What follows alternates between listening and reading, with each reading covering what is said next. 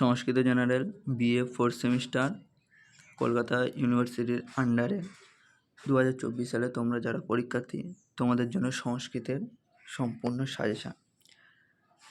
সাজেশানটা এখন 10 নম্বরের প্রশ্নটা দেব। 10 নম্বর এবং 3 নম্বরের যেটা টিকা আছে সেটাই দিচ্ছি। নেক্সট ভিডিওতে তোমাদের 2 নম্বর 1 নম্বরে যে কোশ্চেন আছে কোশ্চেন সহ উত্তর আমি দিয়ে দেব। বড় প্রশ্নগুলো দেখে নাও। আচ্ছা, সেশনে ইউনিট 1 থেকে তোমাদের 20 নম্বর আসে।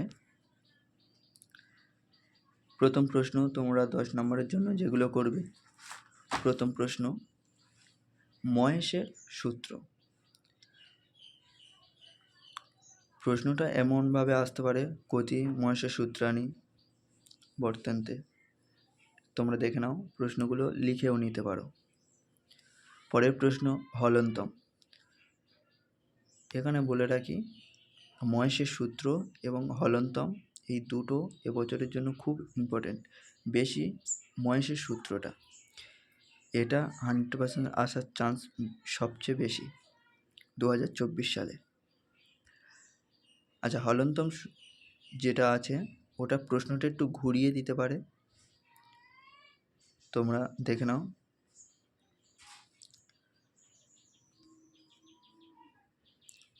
পরের প্রশ্ন উচ্চারণ স্থান কয়টি ও কী কী?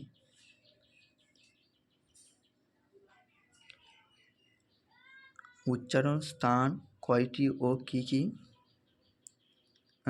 উচ্চারণ স্থানগুলি সম্বন্ধে বিস্তারিত আলোচনা করো। এটা থাকবে, এই 3টে করলেই হয়ে যাবে। পরে প্রশ্নটা একটু ঘুরিয়ে দিতে পারে।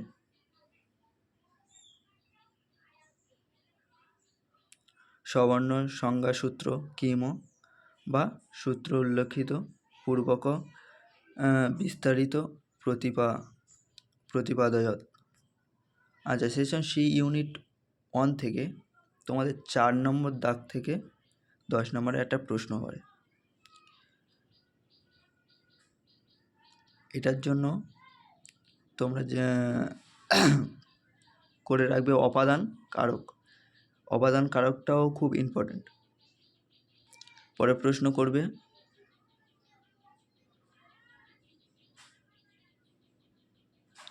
অকথিত কর্ম কি?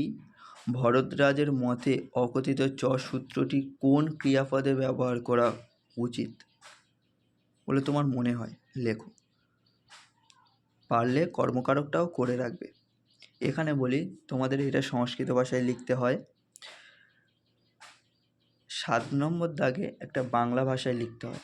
দুটো সব কারক থেকেই আসে। তোমরা এই দুটো ভালোভাবে করবে। যেটা বাংলা ভার্সান আসছে এখানে দিয়েছি সেটা হয়তো সংস্কৃতে আসতে পারে, যেটা সংস্কৃতে দিয়েছি সেটা বাংলায় আসতে পারে, তাই তোমরা সংস্কৃত বাংলা দুটোই করে রাখবে। আচ্ছা, বাংলা ভার্সানে যেটা আসবে 7 নম্বর দাগে, সেখান থেকে তোমরা করবে করণ কারক, বিধায়ক সূত্র কী বা করণ কারক সূত্রটি ব্যাখ্যা করো। পরের প্রশ্নটা কি করবে, সংস্কৃত ব্যাকরণের কয়টি কারক গৃহীত হয়েছে তাদের নাম উল্লেখ করো এবং করণের বৈশিষ্ট্যগুলি লেখো। সম্প্রদান কারকটাও করে রাখবে। টিকার জন্য তোমাদের 3 নম্বরের দুটো টিকা আসে 8 দাগে। টিকার জন্য তোমরা যেগুলো করবে, আধারটা একটু ঘুরিয়ে দিতে পারে, অধিকরণম, তারপরে এটা একটু ভুল হয়েছে, শেষও হবে ষষ্ঠীর শেষে, সম্বোধনম, আর করবে কর্মকারক। এগুলো করলে তোমাদের বট প্রশ্ন কমপ্লিট হয়ে যাচ্ছে। আর এছাড়া টিকার নিচে একটা অথবা থাকে, অথবাটা আমি এখানে দিইনি, তাও প্রশ্নটা মুখে বলছি। তোমরা যারা টিকা করবে না তারা এগুলো করতে পারো। ক্রিয়ার বৈশিষ্ট্য কী, এমন ধরনের প্রশ্ন আসতে পারে। অভিপ্রেতি শব্দের অভিপ্রতি সূত্রে কর্ম বলতে যা বোঝানো হয়েছে এর অর্থ কী, বা পরের প্রশ্ন অব্যক্ত ক্রিয়াপদে কী প্রতিফলন ঘটে সূত্রের সাহায্যে ব্যাখ্যা করো বা বলো। এই প্রশ্নগুলো তোমরা রেডি করো। আশা করছি এখান থেকে 90% অবশ্যই তোমরা কমন পাবে। আর আমি 2 নাম্বার আর 1 নাম্বারের শর্ট কোশ্চেন অবশ্যই দিয়ে দেবো নেক্সট ভিডিওতে, উত্তর সহ দিয়ে দেবো।